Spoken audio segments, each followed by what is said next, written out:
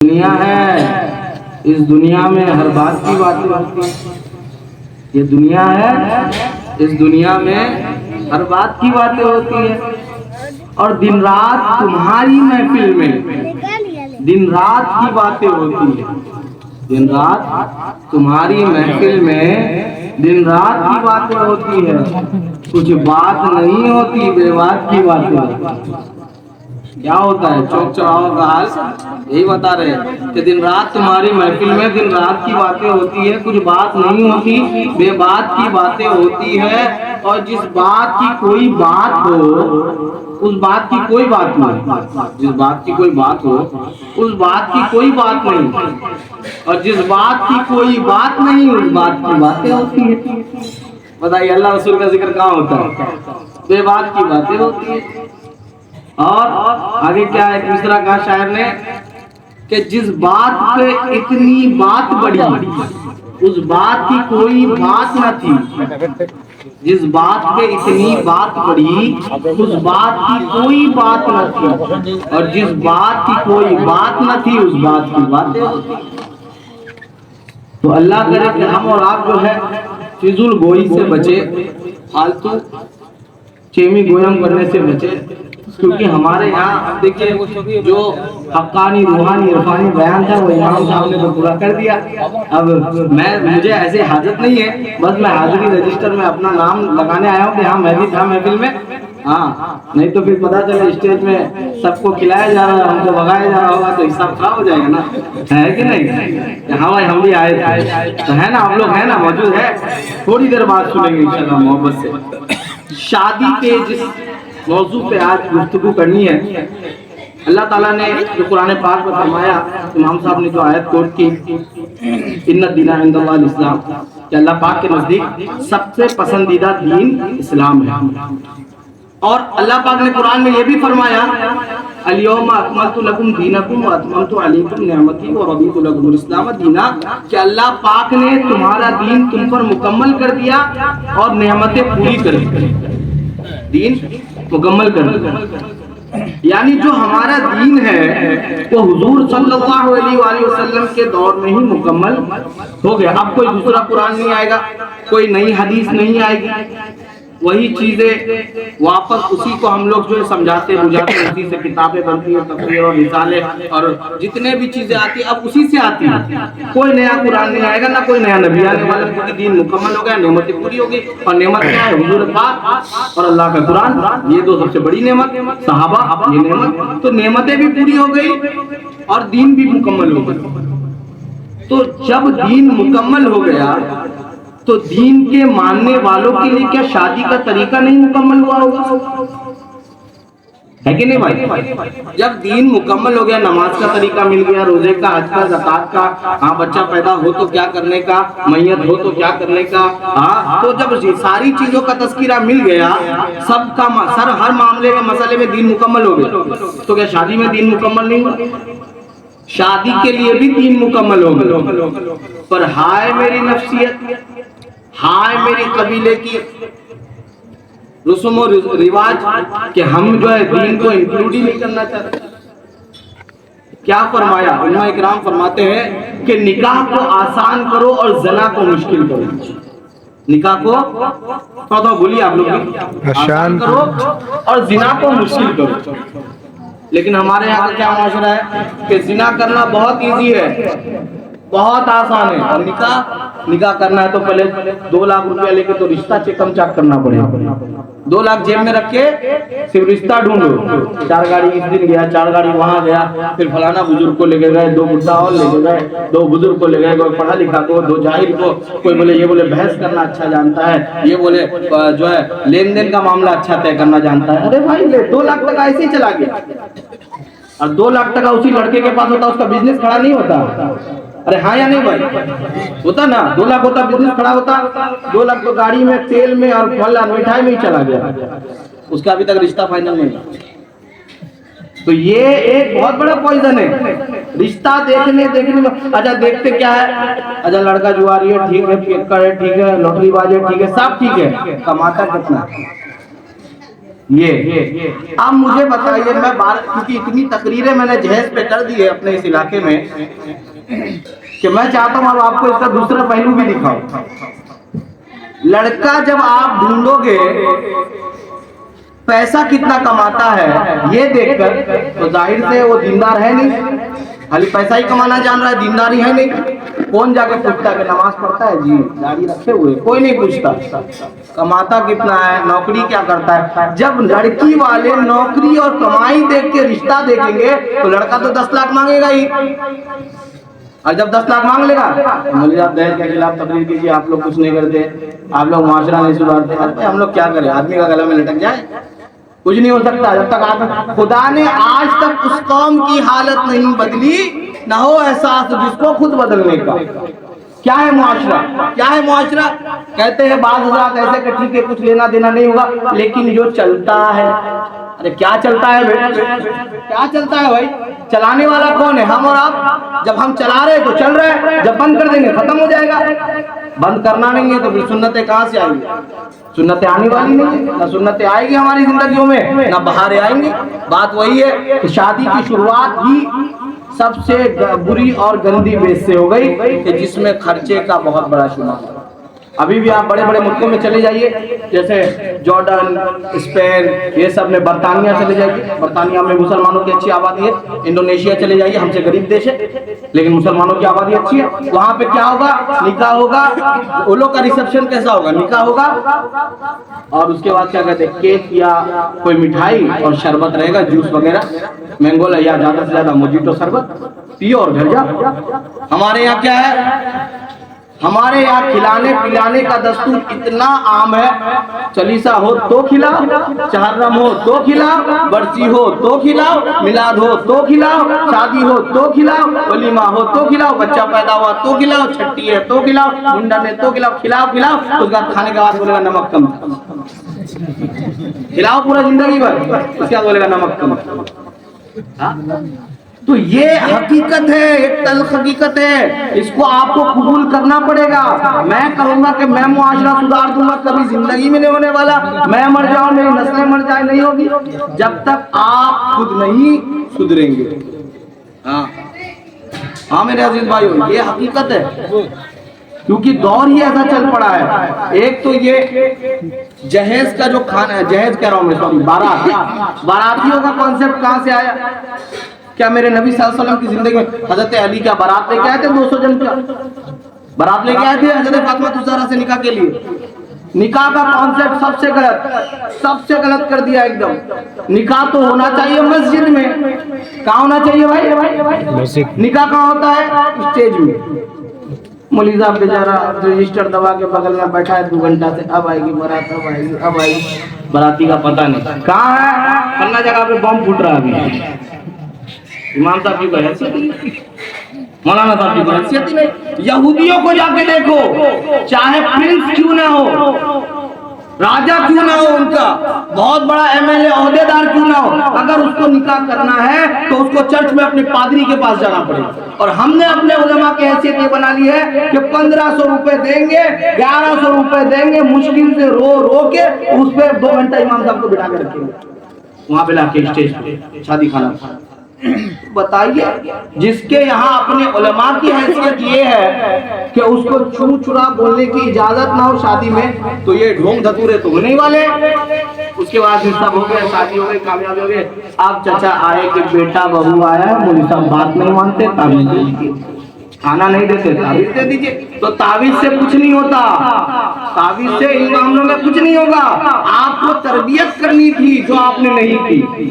میں آج گانے بازے پر سب پہ بات نہیں کروں گا، اسے تو بہت ہے. یہاں جو اصل مدعا ہے نکاح کا کانسیپٹ.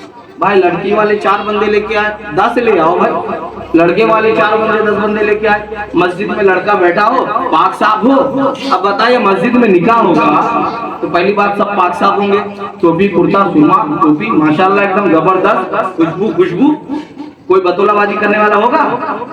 अरे कोई होगा, आप समझ रहे ना, कोई नहीं होगा। जब कोई होगा नहीं वो सब करने वाला, सबको मस्जिद में जाना है तो खेली खत्म, इज्जत सबकी बची रहेगी। निकाह हुआ, लड़की घर में रही, निकाह के बाद छुआरा लेके आए, छुआरा तकसीम किए और क्या कहते हैं शरबत या कुछ पिला दिया, हो गया निकाह। नहीं 10 लाख 15 लाख मुसलमान कहाँ है हम? आप देख लीजिए 80% नशा करने वाले हम ही हैं। 80% नशा करने वाले, नशा बेचने वाले, हाँ, लेकिन नशा के बड़े बड़े ओहदे पे जो डिस्ट्रीब्यूटर लोग हैं वो हम नहीं है, वो हम नहीं है, वो कोई और है जो हमारे जहनों के साथ खेले। तो नशा करने वाले हम, अनएजुकेटेड हम। कितने बच्चे हमारे IAS IPS एडमिनिस्ट्री में कितने? आज छोड़ो यार, अच्छा आलिम दीन कितना है? कुछ नहीं, पढ़ाई में नहीं, न लिखाई में कामयाब, कुछ नहीं, सिर्फ झूठों का ये सब जो है फालतू की रस्में इसी में पड़े हुए हैं। और इसको लेके इतनी बहस हो जाती है। बहुत सी ऐसी शादी हमने देखे जिसमें मारपीट हो जाती होती है। उसके यहाँ ऐसी रस्म है, हमारे यहाँ ऐसी रस्म है, ये चलेगी रस्म, ये नहीं चलेगी। तो रस्म कौन सी रस्म लेके आए? अगर मुसलमान है तो सुन्नत ही हमारी रस्म है, सुन्नत ही हमारा दीन है, सुन्नत ही हमारे लिए सब कुछ है। अगर तो रसूलुल्लाह सल्लल्लाहु अलैहि वसल्लम के दीन से ये रसूमात साबित होती तो चाहे जो है क्या कहते हैं इलाहाबाद में शादी करने वाला मुसलमान हो या इस्लामपुर में शादी करने वाला मुसलमान हो, दोनों के लिए एक ही कानून, एक ही अहकाम, एक ही रसूमात होते। लेकिन वहाँ के वालों का अलग रस्म, यहाँ के लोगों का अलग रस्म, और 10 किलोमीटर आगे जाइए अलग रस्म, किसी और बस्ती में जाइए अलग रस्म। ये इतनी सारी रसूमात ये बताती है कि ये सारी चीजें फर्जी है, फर्जी, अपने मनगढ़ंत फर्जी चीजें। तो मेरे अजीज भाइयों, जब अपनी मनगढ़ंत चीजें चलाओगे तो अल्लाह की बरकत कहाँ से आएगी? अल्लाह की बरकत नहीं आने वाली। बरकत तो तभी आएगी, बरकत किसमें? रसूलुल्लाह की सुन्नतों में। और सुन्नतें छोड़ दी, बरकतें खत्म। और बरकतें खत्म होते होते होते होते हमारे आ जाइए। अभी इमाम साहब कह रहे थे दाढ़ी के लिए तो हमको ऐसा लगता है कभी कभी कोई हमको धमकी दे देगा, इतना दाढ़ी पे बयान हो जाएगा, इतनी मोटी बात कही हजरत ने। लेकिन अक्सर ऐसा होता है हमारे यहाँ कि जिस दिन शादी हो, अब तक ठीक है रखा था शादी का दिन, पूरा छिला लिया, और उसका फेस देखिए आप। हम अब तक जो क्या कहते हैं देखे हैं, ऐसा लगता है शादी का टिफिन में छिला हुआ अंडा और उसका चेहरा। अब तक ठीक था, शादी के दिन एकदम। फिर मेहंदी, अरे मर्द के लिए मेहंदी जायज है? किसने कहा मर्द के लिए मेहंदी जायज है? मर्द के लिए तो मेहंदी हराम है। और दूल्हा को यहाँ तक लगा दिया, औरत बना दिया, दाढ़ी छिला लिया। अब तो समझ में नहीं आ रहा दूल्हा कौन है दुल्हन कौन। मेहंदी भी इसके हाथ में, दाढ़ी भी इसकी कटी हुई, तो कैसे कंफ्यूज नहीं होंगे भाई मर्द कौन है औरत कौन? तो ये सारी चीजें। अच्छा, इसमें भी एक चीज है, अगर वो बंदा पाक साफ हो, नमाजी हो, मुत्तकी हो, चलो हम नहीं कटाएंगे, घर का आदमी सब जोड़ देगा। अभी बुढ़ा हो गया है, अभी उम्र ही क्या है, चच्ची लो, खाला लो, ऐसा कहीं होता है? शादी का दिन है, ऐसा कोई रहता है? अरे भाई क्या हो गया है? अब घर की औरतें हमें बताएंगी सुन्नतें क्या है।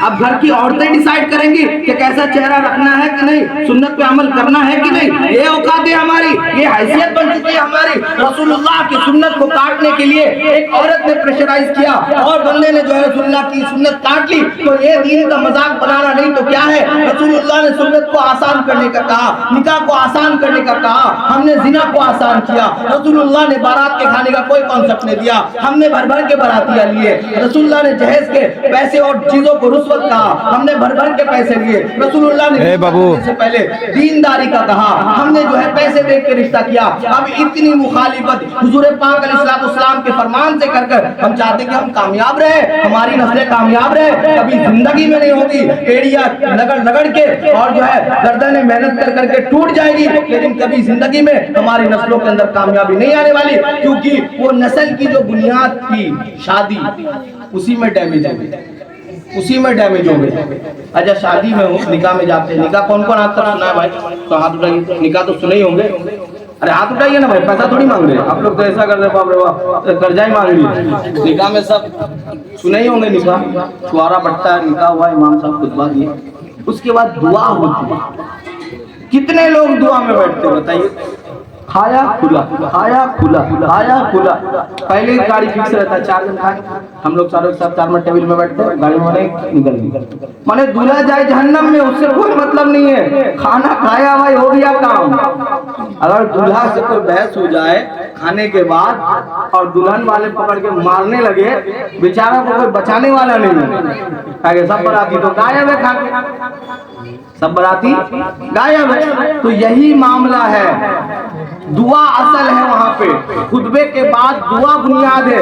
تاکہ اتنے لوگ, کچھ لوگ کہتے ہیں, ہمارے بزرگ کہتے ہیں کہ جب زیادہ لوگ ہوں گے نا, کیونکہ علماء کا قول ہے کہ یہاں 40 لوگ ہوتے ہیں, اس میں سے ایک نیک بندہ ہوتا ہے جس کے دعا سے اللہ تمام کی دعا کو قبول کرتا ہے. تو جب زیادہ لوگ ہوں گے اور بننے والے جوڑے کی سلامتی کے لیے دعا کی جائے گی تو ان کے لیے یہ بہتر ہوگا اور قبول ہوگا. لیکن یہاں تو غائب ہے سر, وہ 1-2 جیا جی جس کو انگوٹھی پہنایا ہے چاندی کا وہ رہے گا, اور جس کا کوئی چھوارا کا پیکٹ والا رہے گا, نہیں تو کوئی نہیں رہے گا.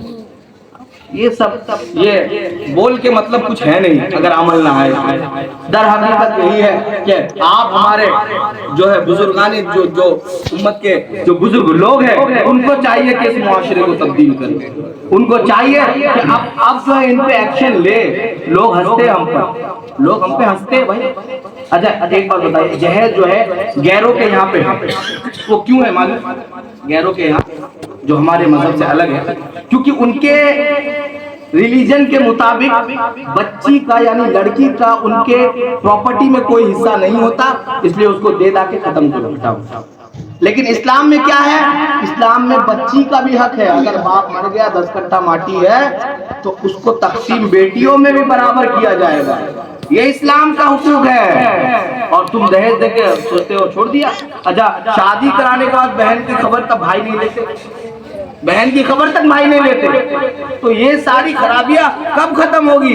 جب ہم اس پہ ڈسکس کریں گے. کہاں ہوا یہ آج تک ایسی میٹنگ کہ چلو بھائی اب جو ہے اس سسٹم کو ختم کرنا ہے؟ کہاں بیٹھے ہمارے ذمہ داران, کہاں بیٹھے ہمارے بڑے وکلاء اور جو ہے دیگر ذمہ دار پدوں پہ بیٹھنے والے, اور کہ چلو بھائی آج سے یہ چیز ختم کریں گے؟ نہیں ہونے والی, بہت ایزی ہے, نہیں ہونے والی. لیکن کیوں؟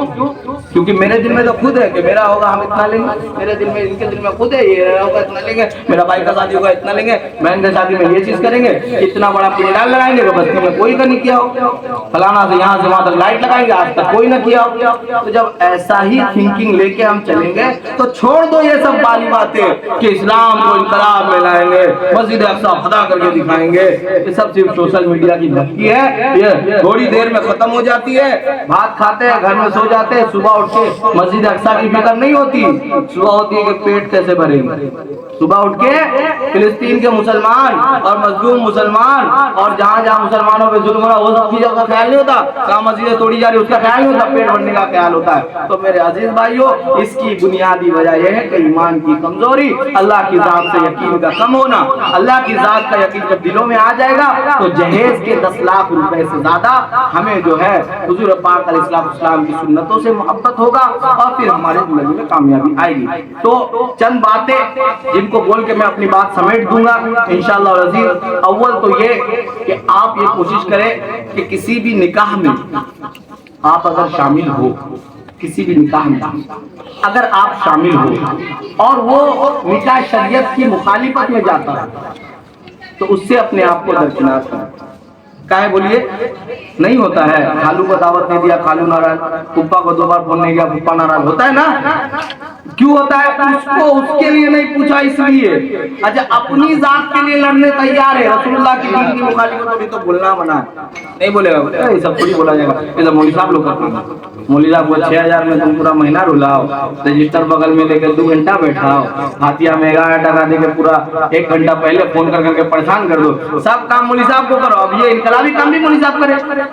تمہارے کاروبار چھوڑ دو, نوکریاں چھوڑ دو, ہم ہی لوگ کر لیتے ہیں, وہ بھی ہم ہی لوگ کر لیتے. جب پرچم ہم نہیں سنبھالنا ہے تو فضول گوئی کر کے فائدہ ہے نہیں. مقصد یہ کہ اول تو رسول اللہ صلی اللہ علیہ وسلم کے دین کے مطابق سنتوں کے مطابق شادی ہو, جس کے لیے دھیرے دھیرے یہ بارات کے کانسیپٹ کو ختم کیا جائے اور مسجد میں نکاح لایا جائے.